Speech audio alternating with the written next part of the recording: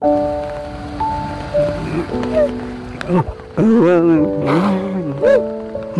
niya. Magkabarte!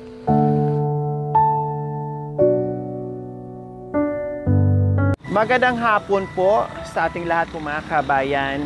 So, nandito na nga po tayo. Isa naman po sa mga anak ni Tatay Ronnie. At ito yung panganay. No, ilang araw na po namin itong hinanap po mga kabayan. Kasi nagtatrabaho din po para sa pamilya. Busy sa bundok. Nagtatrabaho. No, yun na naman talaga ang hanap buhay dito mga kabayan. Busy-busy yan sa bundok para meron silang ibuhay sa kanilang pamilya po mga kabayan. No? Ngayon, isa sa mga anak ni Tatay Ronnie ay makakausap at mismong panganay niya na si Kuya July. Hello Kuya July, magandang hapon sa iyo. Anong pangalan? Anong saktong pangalan natin? Redel po. Redel. Pero kilala ka sa July. Anong apelyido mo Kuya? Sibal. Sibal. So, diretsahan ng tanong. Kasi Sibal ang pangalan mo. Sino ang tatay mo? Remy po. Remy Sibal po. Si Tatay Romy Sibal. Tumpak mga kabayan, no? Sibal ang apelyido at anak ka ni Tatay Ronnie. Panganay. Panganay kang anak. Panganay po. Oh, wow, panganay na anak kaya pala kamukha, no? Pati yung yung bigote, no? At ang kilay, ang mata, ang mukha, talagang tatay na Tatay Ronnie, oh. Gwapo din, kamukha ng tatay. Ilang taon na po kayo, Kuya?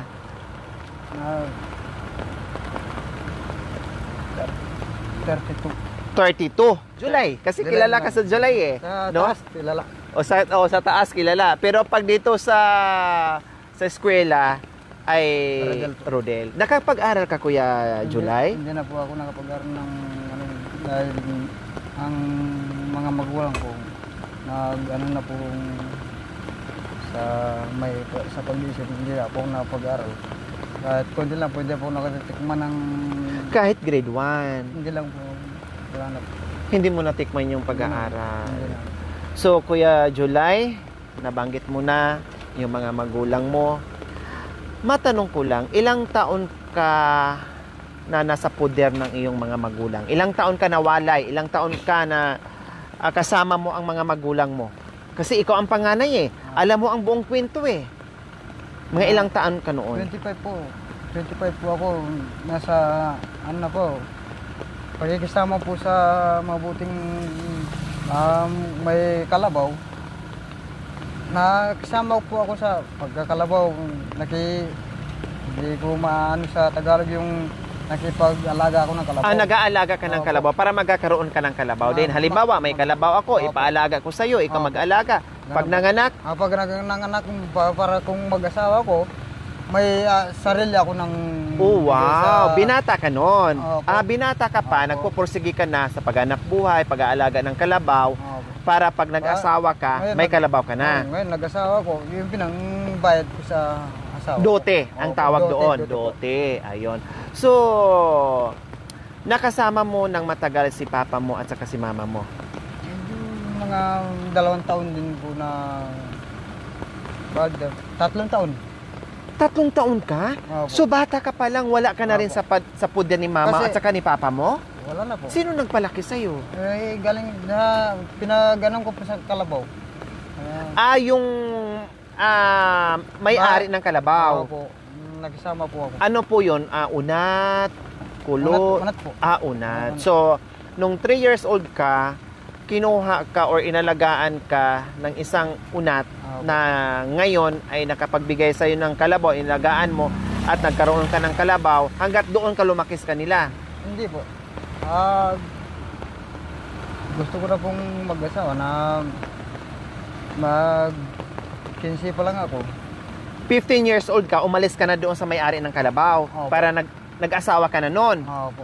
Okay, so... Para gusto ko pong ang kinabukasan ko, may nag-aalaga sa akin. Tama. Na meron ka ring hanap buhay. Kasi ang mga magulang ko, hindi ako sa napabayaan, kumbaga. Napabayaan kami. Napabayaan. Ganun sa amin. Sa isip ko, kung kahit ganito ang edad ko, mag-asawa ako para may Kasama ka. kasama ko sa buhay. Ganun. So, Kuya Rodel, ngayon nabanggit mo na rin sa akin, or Kuya July, nabanggit mo kanina si papa mo, si mama mo ay nagka-problema sa pag-iisip. Anong nangyari sa mga magulang mo, Kuya Rodel? Hindi ko rin po alam kasi sa baba kasi doon ako lumaki. Bakit lahat po kayong magkakapatid ay nagkawatak-watak kayo? Tapos, bakit pag tinatanong ko anong nangyari kay mama nyo at kay papa nyo, bakit hindi nyo po alam? Dahil ba hindi na kayo lumaki sa puder nila? Pero ngayon na lumaki na kayo, anong nangyari kay papa at saka kay mama? Anong nakikita nyo ngayon problema kay mama at saka kay papa nyo? Bakit nagkaganyan sila? Mahirap. Bakit mahirap? Mahirap pinaki bawat ang mga tita ko, tito ko, ate ko, inaawayan sila. Ganyan na sila naggaganyan. Bawat pagkain lang hindi maibigay sa magulang ko. Ganyan. So, ibig sabihin niyo po ba, Kuya Rodel, isa sa naging dahilan yung, sabi niyo, nasiraan ng bait dahil kulang sa pagkain? Kulang po sa pagkain. So, ngayon, Kuya Rodel, alam mo si mama mo ngayon kung anong sitwasyon niya? Kung anong sistema niya ngayon? Ano si mama ngayon? Sa tingin mo, ano si mama ngayon? Ngayon po, may sakit nga po si mama. Anong sakit ni mama mo, Kuya? Hindi ko alam kung lagnat na kasi hindi ako sa ano. Pero si mama mo, nakakausap mo naman. Anong napapag-usapan nyo? Mabait naman po siya kausap. Kung kaharap mo, pag may dinaramdaman naman siya, hindi mo naman masyadong kausap na masinsinan. Kumbaga sinusumpong. May sumpong-sumpong. Pinapagalitan ka. Hindi mo ba hinahanap si papa mo? Mama, nasaan si papa? Hinahanap ko. Anong sabi ni mama? Matagal na rin. Hindi ko nakita si tatay. Hindi mo nakita si tatay mo? Matagal na panahon. Anong sinasagot ni mama mo pag hinahanap mo si tatay mo? Anong sinasagot ni mama sa iyo? Sinasabi lang sa akin, ayaw mo pa ako. Sinasabi yung hayaan? Hindi na, bakit hindi dito yun? Hindi na bababa o hindi na bibisita sa inyo? Inahanap o namimiss mo si papa mo, Kuya Rodel? Miss ko. Matagal ko nang hindi naiyapak. Bakit hindi? Ang nanay ko, naiyakan mo, pero yung tatay mo. hindi. Anong mensahe mo kay papa? Anong masasabi mo kay papa mo na matagal mo nang hindi mo nahanap, matagal mo nang hindi mo nakita, matagal mo hindi mo nayakap, matagal na hindi mo nakakausap? Anong sasabi mo kay papa mo? Anong masasabi mo kay papa? Tangi ka ba sa magkapangpangan? Okay na. Kaluguran daga. Ang gabinit mo. Dibuat daga pagkaran mo. Tama nga, idong kumega. Ilan na ang anak mo, Kuya Rodel? 4. So, lahat babae. Ang trabaho mo ngayon, Sa bando ko. nasa pamumuso ang ginagawa mo ngayon. So, dama ko yung pangungulila mo, yung uhaw ka sa pagmamahal ng iyong tatay. Dama ko yung hinahanap mo siya. Sabi mo nga, nayayakap mo yung mama mo pero yung tatay mo hindi mo nayayakap. Alam ko kung gaano kasakit sa puso, alam ko kung gaano kasakit bilang isang anak at bilang tatay na mawalay sa pamilya, no? Pero Kuya Rodel, maitanong ko lang po sa inyo, ni minsan hindi ba nasabi ng inyong mama na hanapin mo yung papa mo, puntahan mo yung papa mo? Ang pagkaakala mo, anong nangyari kay papa mo ngayon? Ang alam mo lang, anong nangyayari ni papa? Yung pagkaalam mo lang. Nalaman ko lang po kung may tumulong sa kanya. Alam mo, may tumulong sa kanya. Nakita mo siya sa video? Hindi po. Hindi. Sinasabi lang sa iyo. Sinasabi lang. Nung nalaman mo na merong tumulong, nung nalaman mo at sinabihan ka na merong tumulong sa papa mo, anong naramdaman mo? Napasalamat po ako na natulungan nila ang papa ko. Kahit hindi kami alam ng papa ko. okay lang. Asap kong mabait lang na pag mapuntahan kami, kung may araw siya, napuntahan kami. Na madalaw kayo. Magdalagan. Gaano kabait si Papa Rone? Mabait ba si Papa Rone? Mabait po. Kasi hindi ko naranasan yung mabait. Naririnig mo lang na si Papa Rone mo ay mabait. Kailang hindi mo naranasan kasi hindi mo nakasama ng mahabang panahon. Grabe po mga kabayan, no? Panganay na anak si Kuya July. Panganay na anak. 3 years old, wala na rin siya sa puder. Kasi biro mo ilang taon po kayo? 32. Sige, sabihin natin 32. Or 40 years old si Kuya July, mga kabayan. And then, 3 years old siyang nawalay doon sa mga magulang niya. O biro niyo po mga kabayan na, no? 3 to 4 decades na nanatili doon si Tatay Rone sa kabundukan, mga kabayan.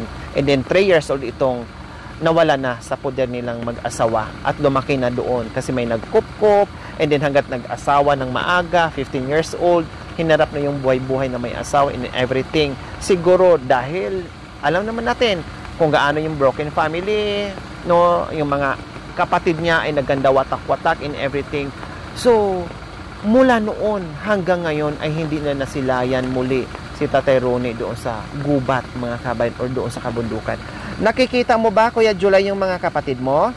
Opo. Sino-sino ang nakikita mo? Binbin po. Si Binbin, Binbin, Marwin. Marwin, Saka po si Bea. Bia, sino pa? Sa ano po, hindi ko alam yung pangalan sa pamak po.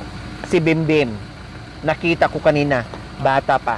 Ang 12 anyos lang si Bimbim, nakita namin. Yung bunsong kapatid nyo. Si Gaygay po, alam niyo po. Oh, napuntahan, nakausap po na kahapon si Gaygay. Yung kasama niyo po kanina. Oh, yung nanay niya, si Nanay Gemma. Sir nag-alaga po. Kapatid ng nanay ko yun. 1 buwan lang daw noon si Gaygay, inalagaan na ng tita mo. Oh, tama.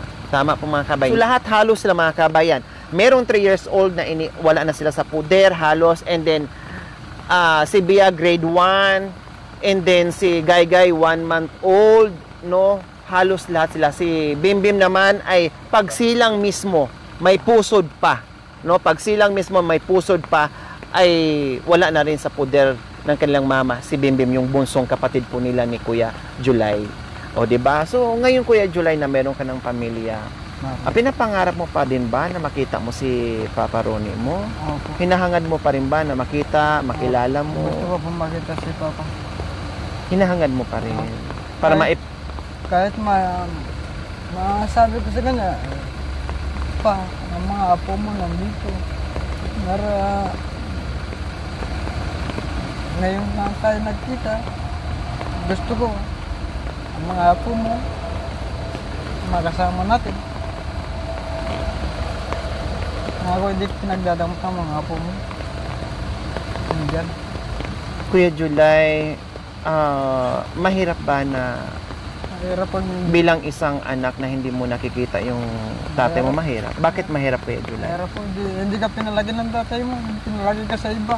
Bakit di mahirap? Tatay mo, hindi mo naman nakita yung magita. Gaano kasakit, Kuya July? Masakit po kung nagtatabuyan ka ng nagpalagi sa'yo.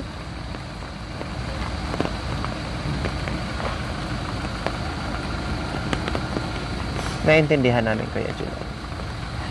Kumbaga, nasabi mo, Kuya July, na parang Kung tatay ko yung nagpalagi sa akin, hindi ko maramdaman ng ganito. Ang hirap. Mahirap para sa akin. Ay nalagaan ka lang, pinagtatabuyan ka na kahit sa kanya ka lang matulog. Okay din. ang parang tumanim sa puso't isipan mo, Kuya July, ay yung parang pinagtabuyan or yung pinamigay. Parang ganun ang nasa isip mo. Pero gusto ko makita yung talaga yung tatay ko talaga. gusto mo makita yung kalagayan ng tatay mo. So, ang pagkakaintindi po ni Kuya July po mga kabayan, yung bang siyempre hindi maiwasan bilang anak na parang feeling nila hindi sila lumaki sa poder ng magulang nila, maraming kulang, no? And then, sabi nga ni Kuya July, hindi sana siguro ako maging ganito kung kasama ko si Papa at kasama ko si Mama pag nabuo buo yung pamilya namin, no? Iba sana yung magiging buhay o magiging daan ng buhay ko, nakasama at kapiling ko yung mga tunay kong mga magulang. Siguro yun ang ano niya, ang punto niya. At feeling niya, pakiramdam niya, kasi 3 years old lang, wala na siya sa puder ng kanyang magulang, ay parang pinamigay siya. No, yun yung ang feeling niya. Pero I'm sure ay maintindihan ni Kuya July kung bakit pinamigay sila, kung bakit napunta sila sa iba-ibang pamilya, no? Kung bakit naganda watak-watak sila, dahil nasabi na rin ni Kuya July, mga kabayan, na merong diferensya. So siguro naintindihan nyo na, Kuya July, no? Naintindihan nyo yung sitwasyon ni Mama at saka ni Papa nyo, na, di ba? Siguro sabi kahit ganyan sila, naalagaan namin ito namin. Siguro, Kuya July, kahit sabihin na sa amin na hindi kami anak, okay lang. Naranasan mo rin na sinabihan ka ng mama mo na hindi ka nila anak. Siguro, Kuya July, dahil gano'n na ang sitwasyon ni mama mo. Sa akin, dahil ako pinakamatanda sa inyo, respeto lang sa akin. Sabi ko, respeto lang. Tama. Pag nagkaisip din sila, maintindihan nila, no? Ayan. So, ngayon, Kuya July, no, kasi talagang hindi na mapipigilan yung luha mo. Grabe na yung pangungulila mo sa tatay mo. Dito ka lang, ha? Dito ka lang. At meron akong surprise sa'yo, ha? Dito ka lang, ha? Okay.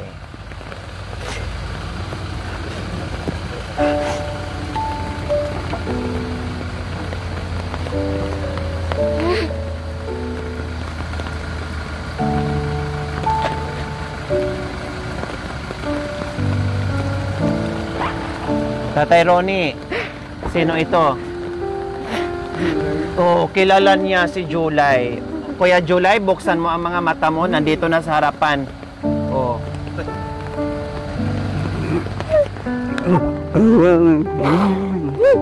Munti na, magkabarte!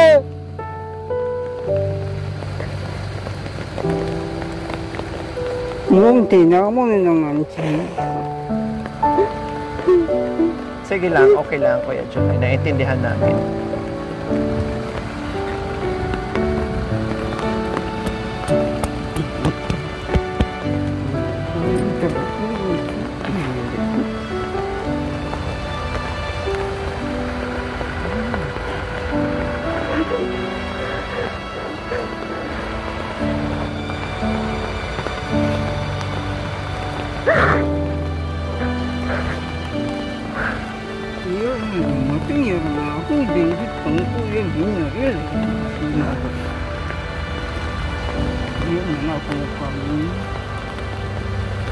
Buti kilala kanya Kuya July. Binanggit niya July daw. Yung ibang anak ni Tata Ronnie, hindi niya kilala. Hindi niya nababanggit ang pangalan. Pero ito, nabanggit niya si July daw. Alam na alam at kilala niya. Ngayon Kuya July, masaya ka ba na sa pagtatagpo nyo ni Papa mo? Ha? Masaya ka? Ha? Ang galing, hindi mo nakalimutan si Kuya July, ah. Kaluguran ka daw. Mahal ka daw niya. Sabi niya, kaluguran kita. Mahal daw niya si Kuya July. Kaluguran ka taot. Bahin tao ka. Matwa ko pagay ka. Magkamukha kayo. Kung hindi to nagtanggal ng balbas, talagang kamukha ni Tatay Ronnie. Kaluguran mo kami. Ha? Kaluguran mo kami. Ima. Kaluguran mo, Ima.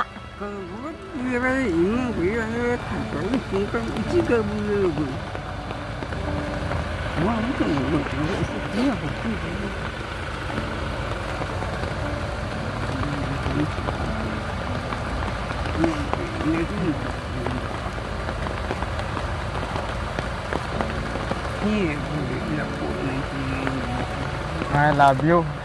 I love you. Salamat ko. Salamat atin yung sinabi ka.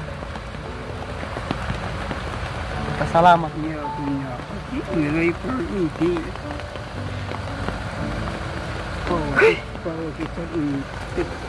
Parang napabuntong hininga kayo, Kuya July. Parang lumabas lahat yung mga tinatago nyo dyan sa puso nyo na ngayon na parang lumuwang yung puso nyo.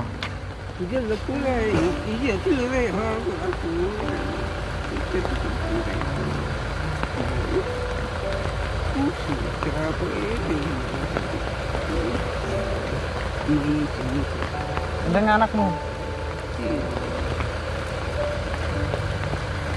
Aku mandam kami yun ako. Siya at si... Ako kaya salamat ko. Migit katakin yung dala na ini. Walang anuman, Kuya July. Masaya kami na masaya ka na nakita mo yung tatay mo. Kana ko yung sana. Bilas ka magkapabang. Tagalog. Okay lang. Kahit hindi mo maipaliwanag sa akin lahat-lahat kung gaano kakasaya. Naintindihan. Nandito ako, Kuya July. Kasi kung bakit hinahanap talaga namin kayo ng ilang araw. Kasi gusto namin sa Thanksgiving, sa bahay ni Tatay Ronnie, punta kayo ha. Nandyan ka, lahat kayo magkakapatid, salo-salo kayo doon, banding kayo doon, magsaya kayo doon. Ako bahala. Mag-ipon-ipon kay mga kapatid at saka sinanay mo, ha? Doon sa bahay niyang bago, ha? Okay? So, balikan namin kayo dito, mag-schedule ako kung anong araw, linggo or sabado, kasi yung mga anak mo, kasi yung mga ibang kapatid mo may pasok. So, itapat ko ng sabado, linggo para yung mga may pasok na estudyante ay makakapunta. Hindi ko kayo kasi alam tapon daw dumating ako. Oo, okay lang. No problem. Kasi alam naman namin na busy kayo sa ginagawa niyo, ha?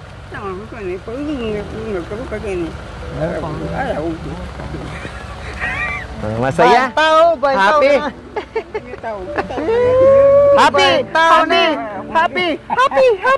Happy! Bain taon na ka.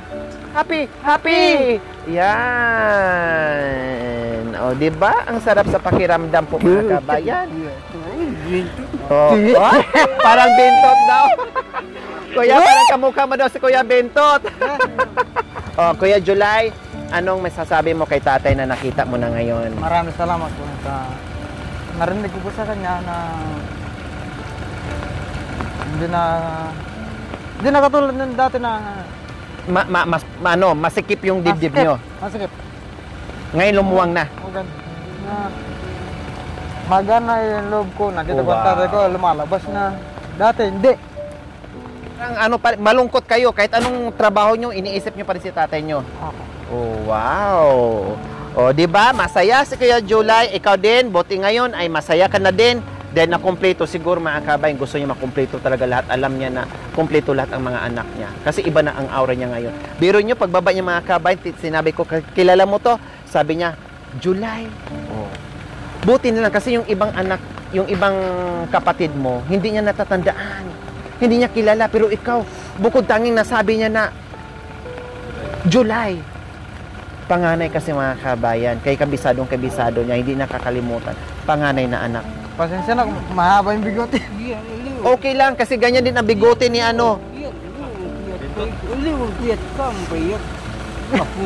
Matuwa na. Matanda pa ako sa'yo.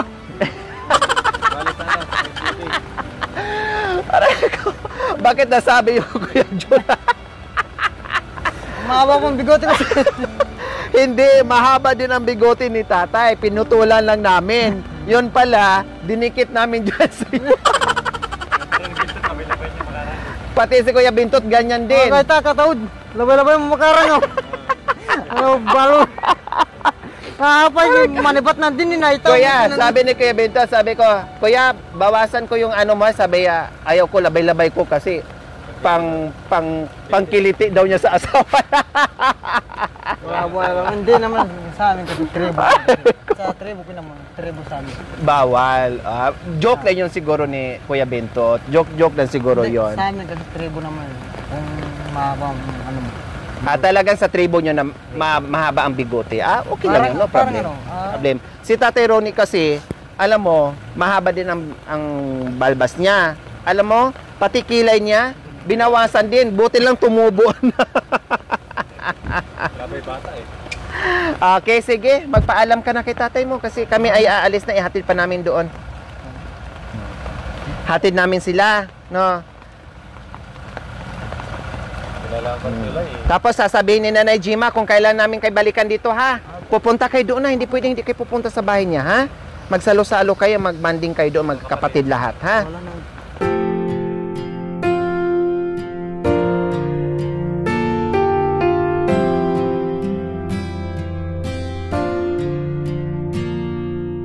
Nakit katar. Wala ka mama ko kaya ni kuya. Oh, so magkita-kita sila. Yes, masaya na tayo ngayon. Nakita ko na lahat, buo na mga kabayan. Ito yung pinapangarap at inaasam natin na mabuo ang pamilya ni Tatay Ronnie. Thanks God, binigay sa atin. Nahirapan man tayo, pero ang hirap natin ay nagbunga ng sobra-sobrang saya sa pamilya ni Tatay Ronnie at tayong lahat po mga kabayan. Abangan nyo po ang salo-salo namin kasama ang buong pamilya ni Tatay Ronnie. Okay? So, Kuya July, hatid na namin kayo, ne. Salamat po na nakita ko po pong nakadaan po ang Pakiramdam nyo. puso ko sa magulang ko. Dati hindi ko nakikita din. Ngayon po nakita ko sa napuntan niya dito ang tatay ko. Salamat po. Salamat. Sa nagkita rin kami ng tatay ko. Ayan. Yung mga pagkukulang ng tatay ko, gusto ko Mapunuan. mapunon. Lahat. Pati mga kapatid ko. Salamat po. Ayan. Nandun lang. Sila. Ayan. Salamat. Okay, let's go na. Para may hatid namin kayo, no?